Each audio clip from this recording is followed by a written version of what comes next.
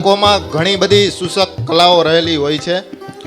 અત્યારે સમય પ્રમાણે ખાલી એજ્યુકેશન કે ખાલી સારા ટકા કે ખાલી સારા માર્ક આવે એટલું પૂરતું નથી હોતું, પણ બાળકોમાં અમુક કળાઓ હોય છે, જેમ કે સ્પોર્ટ્સ, સ્પીચ અહીંયા આપીને સ્પીચ આપવી, નૃત્ય અને બીજી ઘણી બધી. તો આવા જ આપણા પરિવારના એક બાળક છે, પર્વ કેતનભાઈ ટીલાળા, જે આપણી વચ્ચે પોતાની મીઠી વાણીથી પોતાને સ્પીચ રજૂ કરશે અને પરિવારને પોતાની મીઠી વાણીથી ભીંજવશે. પર્વ કેતનભાઈ ટીલાળા.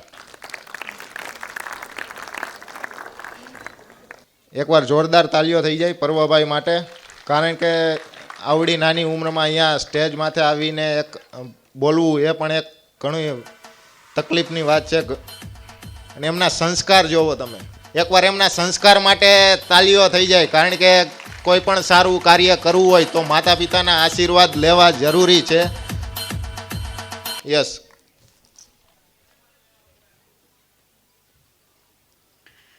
જય શ્રી કૃષ્ણ, જય મા ખોડલ, જય સરદાર, જય ભોજદરામ.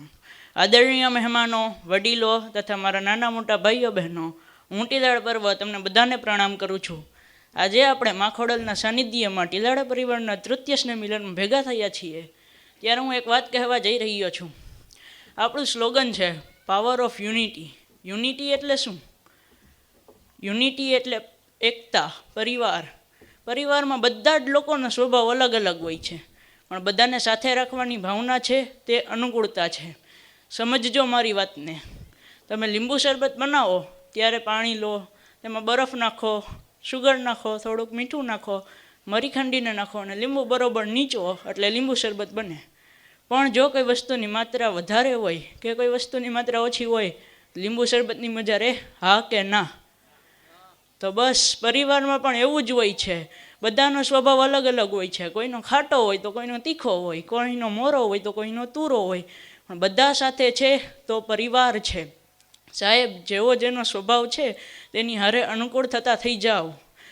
તમારે તમારા બાળકોમાં સાંભળવાની ક્ષમતા વધારવી જોઈએ. અત્યારના બાળકોમાં સાંભળવાની ક્ષમતા જ નથી.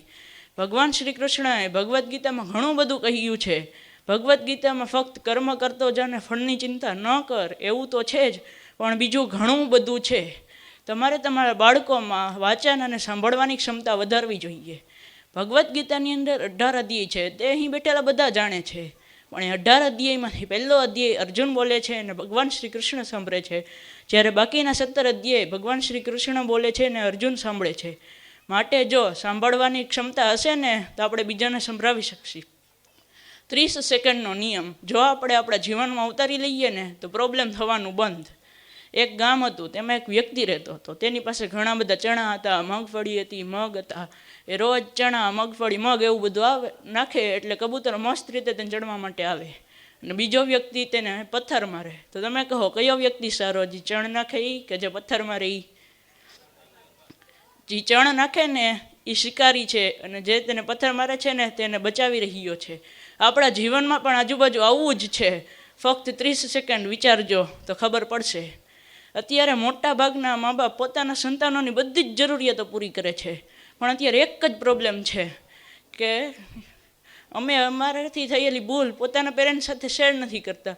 બિકોઝ કે અમને ડર લાગે છે, એ અમને મારશે, ખીજાશે, એ અમને સમજી નહીં શકે. પણ જો તમે અમારી સાથે હોય ને તો અત્યારે ઘણા બધા બાળકો સુસાઇડ કરે છે ને તે ન થાય. ભૂલ કરવીને એ બાળકનો અધિકાર છે. તમારાથી એ અધિકાર છીનવી ન શકાય. તમારામાંથી કોણ એવું હશે કે જેને જિંદગીમાં કોઈ દી ભૂલ ન કરી હોય? હે કોઈ મરદનું ફાડ્યું? શક્ય જ નથી. જિંદગીમાં નાનામાં નાની ભૂલ ન કરી હોય ને એવો કોઈ વ્યક્તિ જ નથી. તો તમે જેવા નથી એવો અમને બનાવવાનો પ્રયત્ન શું કામ? એ અપેક્ષા શું કામ? અડધાની મોટર દોઢનું પાણી ન કાઢે અને જો દોઢનો પાઇપ નાખો તો મોટર બરી જાય. સેમ સિચ્યુએશન અમારી પણ છે. ભગવાને અમને અડધાની મોટર આપી છે, પણ તમારે દોઢનું પાણી કાઢવું હોય તો પછી મોટર બરે જ ને. બધા ડૉક્ટર, એન્જિનિયર, વકીલ ન બને પણ કંઈક તો બને. તમે તમારા બાળકોનું કમ્પેરિઝન શું બીજા સાથે કરો છો? પહેલાંને આટલા માર્ક આવ્યા, તને કેમ ન આવ્યા? પહેલાંને મેડલ મળ્યું, તને કેમ ન મળ્યું? અરે શું પણ હવે ક્યારેય અમે તમારી કમ્પેરિઝન બીજા સાથે કરી છે? પેલા અંકલને મર્સિડીઝ છે, તમારે કેમ નથી? પેલા અંકલને મોટો બંગલો છે, તમારે કેમ નથી? તમારામાંથી કોણ એવું ચાહે છે કે તમારો છોકરો રામ જેવો બને? તો પણ શું તમે પહેલાં મારા દશરથ જેવા પિતા છો? તમે એમ ચાહો કે તમારો છોકરો શિવાજી જેવો શૂરવીર બને, પણ શું તમે જીજાબાઈ જેવા માતા છો? માં બે ગુણ હોવા જોઈએ. પહેલી એ કઠોળમાં કઠોર હોવી જોઈએ, અને બીજું તેના છોકરા પર બાજ નજર હોવી જોઈએ કે જેવો એ પડે ને તેની પહેલાં તેને ઉપાડી લેવી જોઈએ. તે ક્યારે થાય? મોબાઈલમાંથી બહેણે નીકળી ત્યારે થાય. મોબાઈલનો યુઝ અત્યારે એટલો બધો વધી ગયો છે કે મોબાઈલની દુનિયામાંથી કોઈ બહાર નીકળવા જ નથી માગતું. બાળકો, વડીલો, બધાનો સ્વભાવ ચીડચીડિયો થઈ ગયો છે. બધા આળસુ થતા જાય છે. મોબાઈલ કોરોના કરતાં પણ મોટી મહામારી છે જેની કોઈ વેક્સિન જ નથી. कि एक सच्ची और छोटी सी बात है, कि एक सच्ची और छोटी सी बात है, माँ बाप के बिना क्या मेरी औकात है, कि एक सच्ची और छोटी सी बात है, माँ बाप के बिना क्या मेरी औकात है, और हज़ारों मुश्किलें उस अकेले शख्स से हार गई जिसके सर पर माँ बाप का हाथ है. ભગવાન આ ધરતી પર બધાને ન મળે એટલે જ તો તેમણે મા બાપની રચના કરી છે. બાપ બોલીએ ને ત્યારે આપણે શ્વાસ લઈએ છીએ, ને મા બોલીએ ને ત્યારે આપણે શ્વાસ છોડીએ છીએ.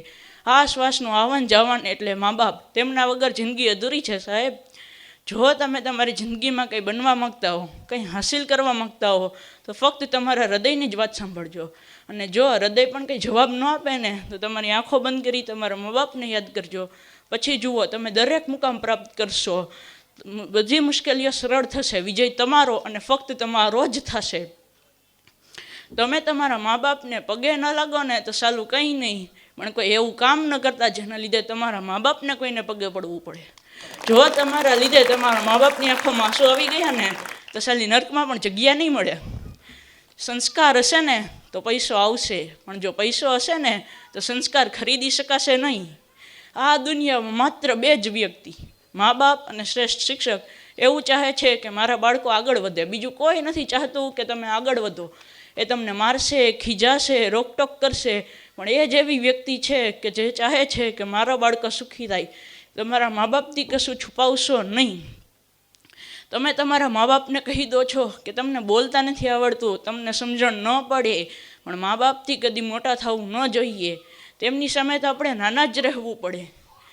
અત્યારે મા બાપ પોતાના જીવનની બધી જ કમાણી પોતાના છોકરાઓના ભણતર પાછળ વાપરી નાખે છે, પણ તેમણે કેટલો પરસેવો પાડી એમ કમાણી ભેગી કરી હોય, અને તેમના છોકરાઓ જ્યારે મોટા શહેરોમાં ભણવા માટે જાય ત્યારે ભણવાના બદલે ઊંધા રવાડે ચડી જાય અને બીજા ખર્ચોમાં પૈસા વાપરી નાખે. તમે જેવું કરશો ને તમારા છોકરાઓ પણ તમારી પાસેથી એવું જ શીખશે. એક વ્યક્તિ તેના છોકરાને લઈને બજારમાં ગયો. ત્યાંથી પાછા ઘરે આવતા તેનાથી ત્યાં ટેબલ પર પડેલી એક પ્લેટ નીચે પડીને તૂટી જાય છે. ત્યારે તે વ્યક્તિ પોતાના છોકરાને કહે છે કે જો તો આજુબાજુમાં કોઈ જોવે છે? ત્યારે તેનો છોકરો કહે ના, કોઈ નથી જોતું. ત્યારે તે વ્યક્તિ પોતાના દીકરાને લઈને તે શોપમાં જાય છે અને ત્યાં કાઉન્ટર પર બેઠેલા વ્યક્તિને કહે છે કે મારાથી તમારી એક પ્લેટ તૂટી ગઈ છે. ત્યારે તે કાઉન્ટર પર બેઠેલો વ્યક્તિ કહે છે કે મને ખબર નથી. ત્યારે તે વ્યક્તિ કહે તમને કોઈ જોયું હતું કે તમારાથી તે પ્લેટ તૂટી ગઈ? ત્યારે તે વ્યક્તિ કહે છે કે ના, મને કંઈ નહોતું જોયું.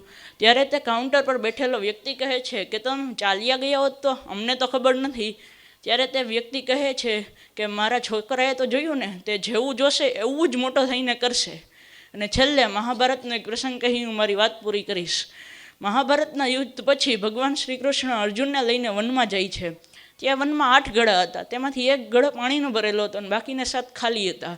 ત્યારે ભગવાન અર્જુનને કહે છે કે તું આ 1 ગળામાંથી 7 ગળા ભર. ત્યારે અર્જુન એવું જ કરે છે. ત્યારે 1 પાણીના ગળામાંથી 7 પાણીના ગળા ભરાઈ જાય છે. પછી ભગવાન અર્જુનને પાછું કહે છે કે તે જે 7 ગળા ભર્યા ને તેમાંથી તે પહેલો ગળો પાછો ભર. ત્યારે અર્જુન એવું જ કરે છે, પણ એ 7 ગળા મરીને પહેલો ગળો નથી ભરી શકતા. ત્યારે અર્જુન વિચારમાં પડી જાય છે. ત્યારે ભગવાન પૂછે છે કે શું થયું? ત્યારે અર્જુન કહે છે કે આ 1 ગળામાંથી 7 ગળા ભરાઈ ગયા, પણ 7 ગળામાંથી 1 ગળો શું કામ ન ભરાયો?